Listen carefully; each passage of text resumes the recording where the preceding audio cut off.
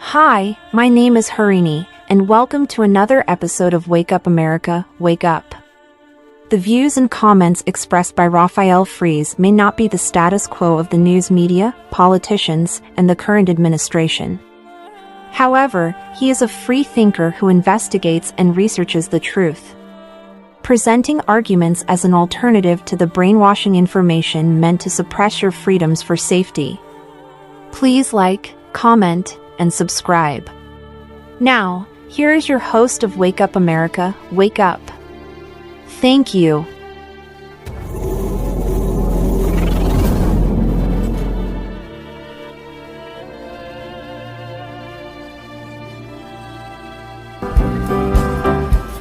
Oh, happy day. Oh, happy day. Oh, happy day. Oh, happy day. Now, tonight I wanted to talk about Ilhan Omar, famously the representative for Minnesota's 5th District, who on February 2nd was ousted from the Foreign Affairs Committee by a vote of 218 to 211, which some would say was razor thin. However, mission accomplished. Oh, happy day. Now, the reason that she was finally removed after years, even as a freshman congresswoman, the rhetoric that she spewed about Israel and the United States.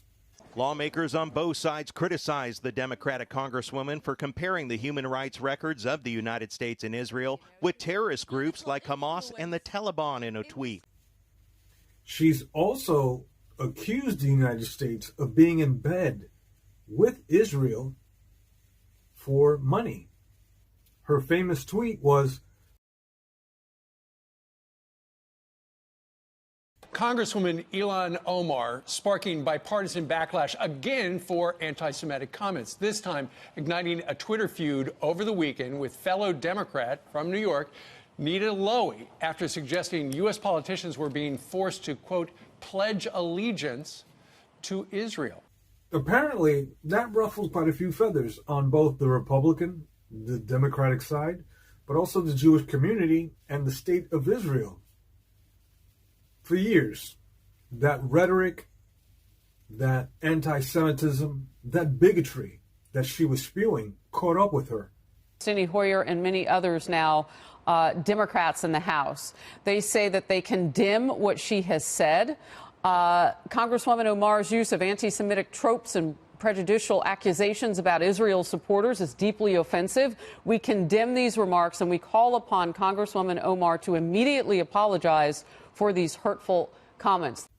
And some will say, well, maybe this is just the Republicans led by Kevin McCarthy of California to get back at Democrats for the ouster of Marjorie Taylor Greene, representative of Georgia, and Paul Gosar of Arizona, were removed from their respective committees because of endorsements that they made with respect to violence against Democrats on social media, which is interesting because Maxine Waters does the same thing all the time, and she hasn't been removed, but they were.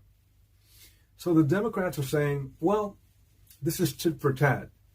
And Kevin McCarthy is saying, no, it isn't. Now, whether it is or whether it's not, it doesn't matter because it has been done.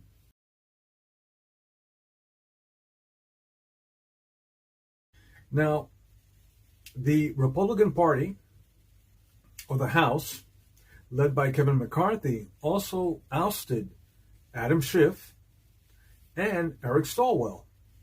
Now, Adam Schiff was removed as a select committee member of intelligence. They were removed because of improprieties that they had committed, starting with Adam Schiff. Now, Adam Schiff is famously known for accusing the president of collusion with the Russians. And Eric Swalwell, well, he was sleeping with a Chinese spy And of course, he was telling everybody, oh, I didn't tell her anything sensitive. Interestingly enough, when they tried to catch up with her, she left the country. So we will never know until later on. Adam Schiff in particular, had access to intelligence information that he basically manipulated and lied to the public about it. For example, he knew that the Hunter Biden laptop was authentic, that the information that's on it is very damning to President Joe Biden and the Biden crime family. Very damning. But he lied to the public. Just like he lied to the public about the Russia hoax. When it comes to Eric Swalwell, well, he was sleeping with the enemy. And we have no idea what information she gathered from him, because he worked and he in the intelligence committee, and he was targeted by the Chinese government. So the man wasn't thinking with the big head, thinking with the little head. Got caught, and he has now been removed as a permanent select committee member on intelligence. So is it tit for tat? It could be. Of course, no one's going to admit it. But at this point, Speaker Kevin McCarthy of California is delivering on his promises. The point is that, in particular with Ilhan Omar, she did a lot of things that really ruffled a lot of feathers and could have possibly jeopardized the relationship that we had with Israel, because she was a proponent of the BDS movement, which was meant to sanction Israel. There's only one word for it: anti-Semitism. Let us call out the BDS movement for what it is. We must also be vigilant against bigoted or dangerous ideologies masquerading as policy, and that includes BDS. Because she is of the mindset that the years and years of war between Israel and the Palestinians, that Israel's in the wrong. And we can go back and forth. I can have a podcast and we can go back and forth on who's right and who's wrong. But as a representative in Congress, can't make accusations like that. And let alone discriminate with your bigotry the Jewish community within the United States. But again, the Democrats, they did admonish her and they did ask her to walk back her statements and apologize. But she continued for years to spew a lot of her anti-Semitic rhetoric, tweet her bigotry against Israel. And the one thing that really bothers me is that, she's an immigrant, right, from Somalia, who was granted American citizenship. She was naturalized. This is a gift. This is a privilege that shouldn't be given to everyone, but it was given to her. So she comes into this country with this animosity towards the Jewish community, to the Americans. So she hates this country, but yet she wants to be a part of it. But of course, she doesn't talk about the crime that she committed, that because of a statute of limitations, the FBI cannot prosecute her. And what I'm talking about is her marrying her brother so that he can gain his citizenship in this country. Shall we? The Jihad Squad member from Minnesota has paid her husband, and not her brother husband, the other one, over $1 million in campaign funds. Now, that does that sound like something that, a representative in our political system should get away with? Well, guess what? She will get away with it. She will not be investigated. We all know that she's a member of the Jihadi Squad. Oh, excuse me. The Scab Squad. It slipped. I'm sorry. She's a member of the squad, led by Ayanna Pressley. Rashida Tlaib, and of course, Alexandria Ocasio-Cortez, Miss Latinx. So what's happened here is this is a very big blow to the jihadi squad, because now they have someone who cannot make policy with respect to foreign affairs, which is good that we have removed such a dangerous, bigoted, and anti-Semitic member from this committee. Now, of course, when they were having the vote, her Democratic partners basically came up and said, well, the only reason that she's being removed is because she's black and because she's Muslim. She's an immigrant of Africa. No, the reason she's being removed is because she's a bigot. She's anti-Semitic. And she hates America.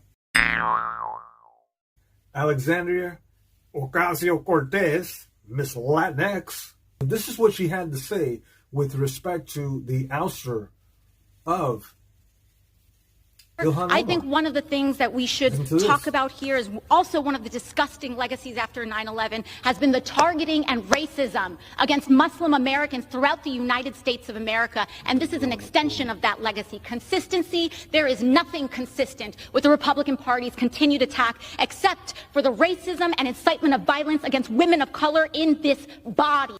Okay, enough of that twit. Doesn't she remind you of a school child? You know, when you were in second grade, that there was always one kid or maybe a couple, but one in particular that wanted all the attention? That's her. That describes this drama queen. So she's a spoiled brat.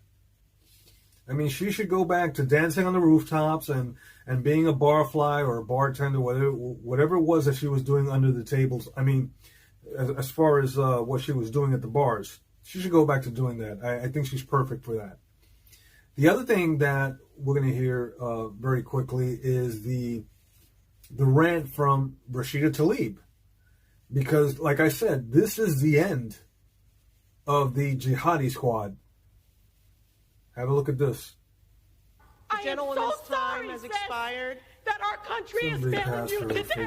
To this chamber, you belong to Right. this no longer. And then we had Ayanna Presley, also defending Ilhan Omar, that she had such an impact on foreign affairs. She had zero impact. All she was doing was pissing people off. Don't you get it? In that world, let me make gentlewoman's time is expired. Ilhan Omar is right where she belongs. The gentlewoman's time is expired. Is needed on the Foreign Affairs Committee. Anyway, folks, the removal of Ilhan Omar for me is like, oh, happy day. I am so happy. Okay? But nothing will make me more ecstatic as the removal of the other three.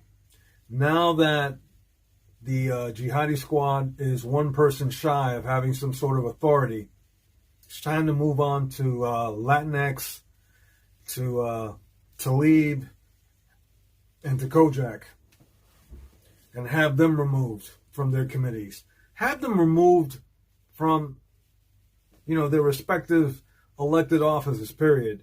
But of course, they can only be removed if we, the people, if we, the constituents, see past this rhetoric, see past this nonsense of their ideologies, and vote them out of office. Wake up, America. Wake up. Oh, happy day.